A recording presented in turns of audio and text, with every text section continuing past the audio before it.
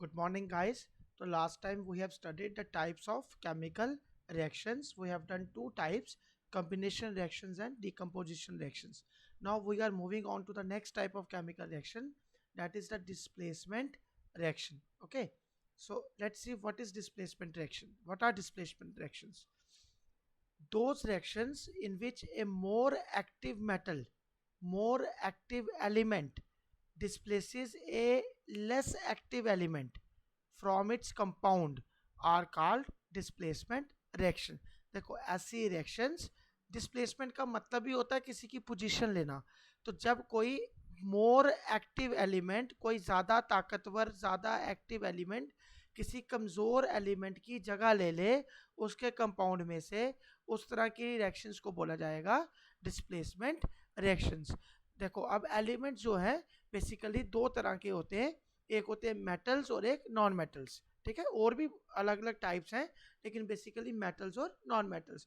अब इस डेफिनेशन को हम दो तरीके से कर सकते हैं कि ए मोर एक्टिव मेटल में डिस्प्लेस ए लेस एक्टिव मेटल, मतलब ज़्यादा ताकतवर मेटल जो होगा वो कमज़ोर को क्या कर देगा, उसकी जगह ले लेगा, डिस्प्लेस कर देगा। सिमिलरली ए मोर एक्टिव नॉन मेटल में डिस्प्लेस ए लेस एक्टिव नॉन मेटल। ठीक है, वैसे ही एक नॉन मेटल भी, जो एक्टिव नॉन मेटल होगा वो लेस एक्टिव नॉन मेटल की क्या ले लेगा, पोजीशन ले लेगा। अब हमें कैसे पता चलेगा कि कौन सा मेटल एक्टिव है और कौन सा मेटल इनएक्टिव है, या कौन सा मेटल नॉन मेटल एक्टिव है या कौन सा नॉन मेटल इनएक्टिव है?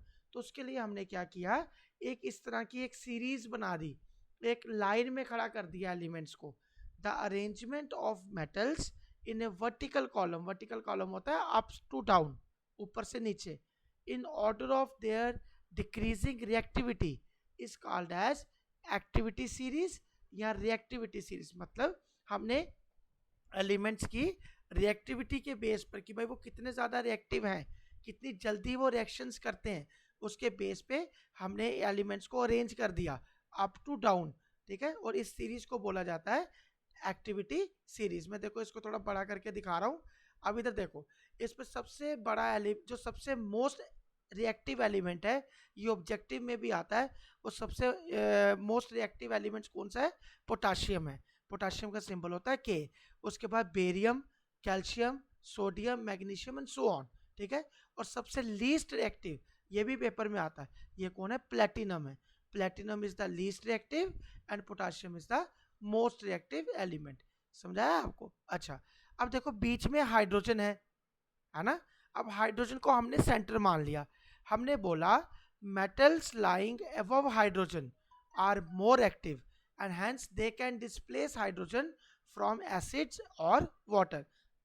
मतलब ऐसे मेटल्स, कौन कौन से मेटल हैं, देखो potassium, barium, calcium, sodium, magnesium, ये सारे हाइड्रोजन से क्या है, ऊपर हैं।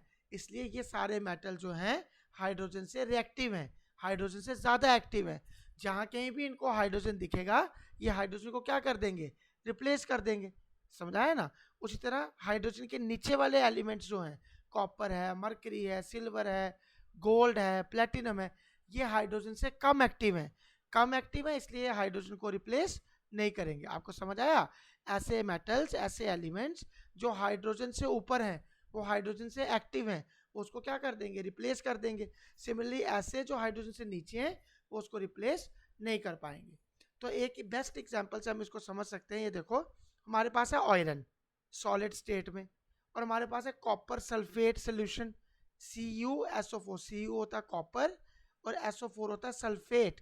देखो ये आपको ध्यान से समझना पड़ेगा, ये आपके लिए नई चीज़ें हैं। ठीक है, इसका पूरे कंपाउंड का क्या नाम है, कॉपर सल्फेट।